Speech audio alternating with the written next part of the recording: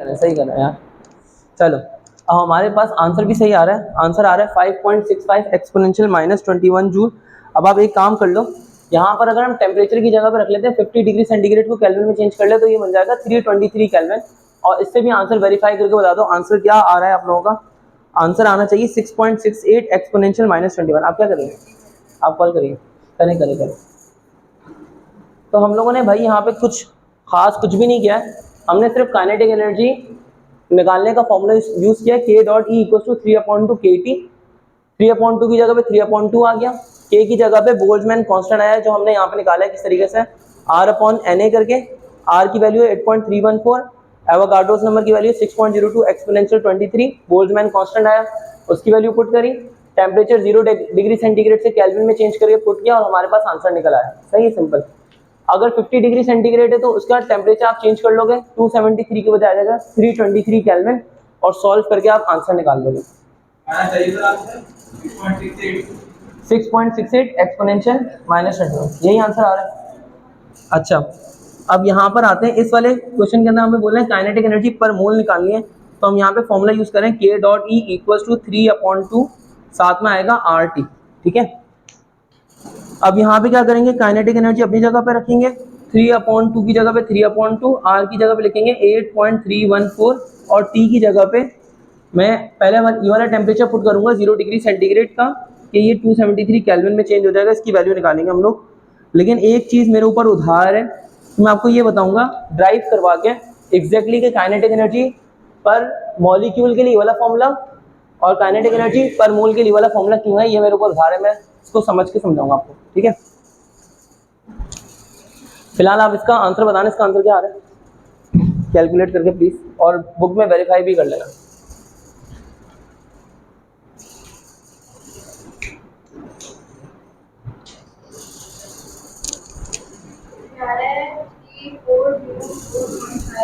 Three 404.58 या इसको आपने लिख लिया 3404.58 जूल्स।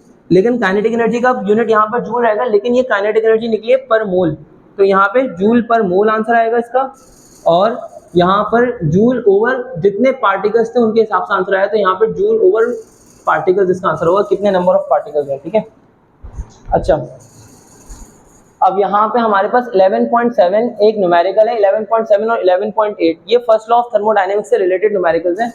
इन न्यूमेरिकल्स को समझने से पहले ना आपको साइन कन्वेंशन समझना पड़ेगा यार। 2 मिनट के लिए मैं आपसे रिक्वेस्ट करूंगा, प्लीज आप लोग लिखो नहीं और आप समझ लो। आपका आंसर सही आ रहा है? अब मैंने आप लोगों को यहाँ पे समझाना है फर्स्ट लॉ ऑफ थर्मोडायनेमिक्स के न्यूमेरिकल्स। ये बहुत आसान से न्यूमेरिकल्स हैं, लेकिन इसके लिए साइन कन्वेंशन का समझना बड़ा जरूरी है, कब साइन पॉजिटिव लेना है, कब साइन नेगेटिव लेना, वगैरह वगैरह। आप लोगों ने ये फर्स्ट ईयर के अंदर ही पढ़ा है, ऐसा आप लोगों ने ये पढ़ा फर्स्ट ईयर के अंदर केमिस्ट्री के अंदर, फर्स्ट ईयर केमिस्ट्री में साइन कन्वेंशन क्या चीज़ है। देखो एक बात बताओ, तुम मुझे एक बात बताओ, जब तुम्हारी जेब से पैसा निकल जाता है तुम्हें नुकसान होता है फायदा होता है? तुम्हारी जेब को नुकसान हुआ फायदा हुआ अगर जेब से पैसा निकल गया तो? नुकसान हुआ, सिंपल। और जेब में पैसा आया तो फायदा हुआ, सिंपल है ना। तो यहाँ पे एक होता है रिएक्शन एंडोथर्मिक और एक होता है एक्सोथर्मिक।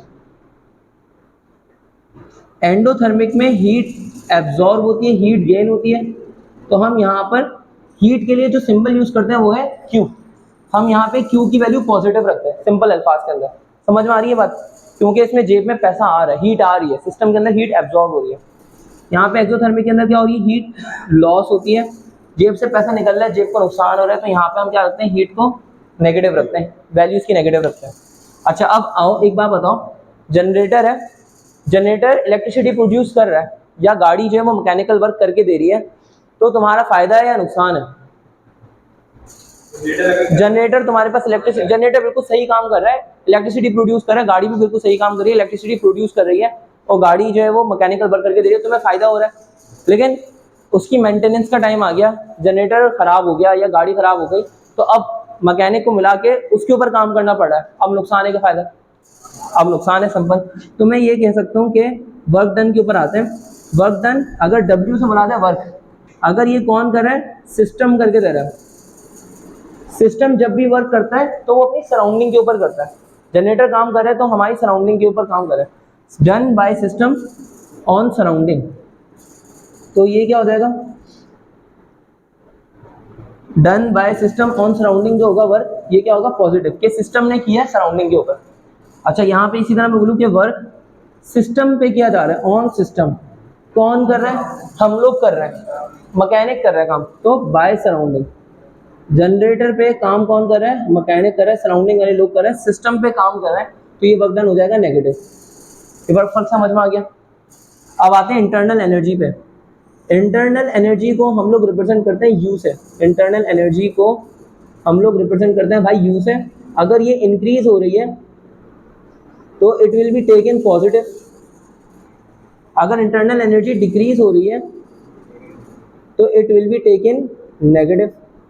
यहाँ तक बात क्लियर समझ में आ गई, सिंपल है। अब आते हैं जरा यहाँ पे 11.7 के न्यूमेरिकल पे। 11.7 के न्यूमेरिकल के अंदर कहा जा रहा है इन अ सर्टेन प्रोसेस, एक प्रोसेस में 400 जूल ऑफ हीट सप्लाई की जा रही है टू अ सिस्टम। एक प्रोसेस में जो हीट सप्लाई की जा रही है, किसको सप्लाई की जा रही है, तो ये एंडोथर्मिक रिएक्शन हुआ क्या एक्सोथर्मिक? अबे कैसी बात है, एंडोथर्मिक, वर्ड्स पे फोकस कर, वर्ड्स पे। 400 जूल हीट सप्लाई हो रही है सिस्टम को, यानी सिस्टम उस हीट को एब्जॉर्ब करेगा। हीट सप्लाइड बाय सिस्टम नहीं है, हीट सप्लाइड टू सिस्टम है। तो हीट सप्लाई टू सिस्टम है, तो आप फौरन समझो। अगर आपने इसके अंदर साइन का ध्यान नहीं रखा ना, फॉर्मूला बड़ा सिंपल है, फॉर्मूला तो एक लाइन का है। अगर आपने साइन का ध्यान नहीं रखा तो आपका 5 नंबर का न्यूमेरिकल 4 नंबर का न्यूमेरिकल गलत हो जाएगा, सिर्फ साइन का ध्यान ना रखने पर।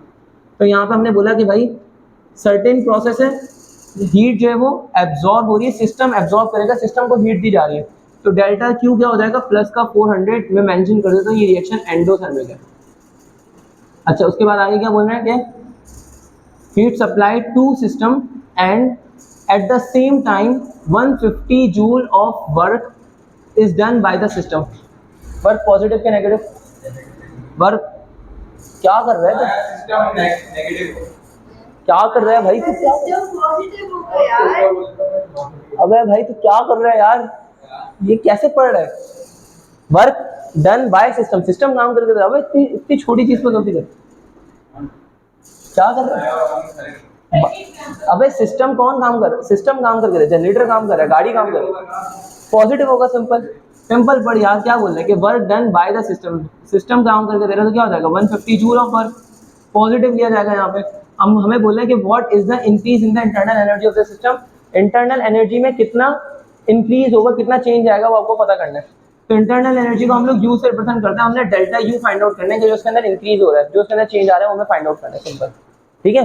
हमारे पास फॉर्मूला क्या है, हमारे पास फॉर्मूला होता है डेल्टा क्यू बराबर होता है डेल्टा यू प्लस डब्ल्यू के, सही है। ये हमने फर्स्ट लॉ ऑफ थर्मोडायनेमिक्स के अंदर ये फॉर्मूला पढ़ा था।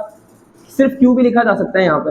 अब हमने यहाँ पे क्यू की जगह पे क्या लिख लिया 400, डेल्टा यू की जगह पे क्या लिखा डेल्टा यू प्लस डब्ल्यू की जगह पे क्या लिखा 150 प्लस 150 इधर आके माइनस 150 होगा, 400 माइनस 150 कितना हो जाएगा 250 जूल। 3 लाइनों का आंसर है। सिर्फ साइन कन्वेंशन में ध्यान करना है भाई, और कुछ भी नहीं, इससे आसान न्यूमेरिकल नहीं हो सकता तुम्हारे लिए। चलो ये वाला सवाल तुम लोग खुद से सोचो, आप दोनों नहीं बोल सकते क्योंकि आप दोनों को तो ये आ चुका है, ये दोनों। यहाँ पे क्या बोल रहे हैं कि there is an increase an internal energy of 400 joule, delta U क्या हो रही है, क्या हो रही है 400 जूल प्लस में माइनस में, प्लस में क्यों भाई, क्योंकि इंक्रीज हो रहा है, समझे, इंटरनल एनर्जी इंक्रीज हो रही है। यहाँ पे ये देखो लिखा हुआ है इंटरनल एनर्जी इंक्रीज होगी तो पॉजिटिव ली जाएगी, सही है। आगे क्या बोल रहे देखो 400 joule of 800 joule of work किस पे किया जा रहा है, सराउंडिंग पे किया जा रहा है। तो सराउंडिंग पे काम कौन करता है, सिस्टम काम करता है। यानी इसकी पूरी लाइन क्या होगी, work is done to the surrounding by a system.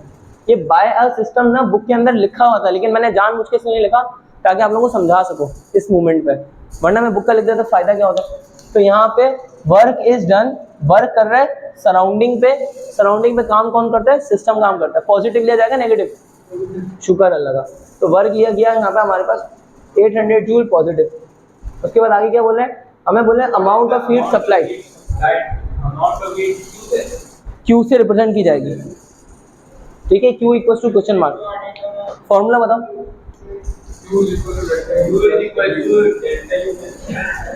ठीक है, तो ये क्या हो जाएगा, Q equal to delta U की जगह पे क्या आएगा 400 प्लस डब्ल्यू की जगह पे 800, टोटल मिला लो तो 1200 जूल, ये हमारा आंसर बन गया। और बोलो, कॉपी कर लो।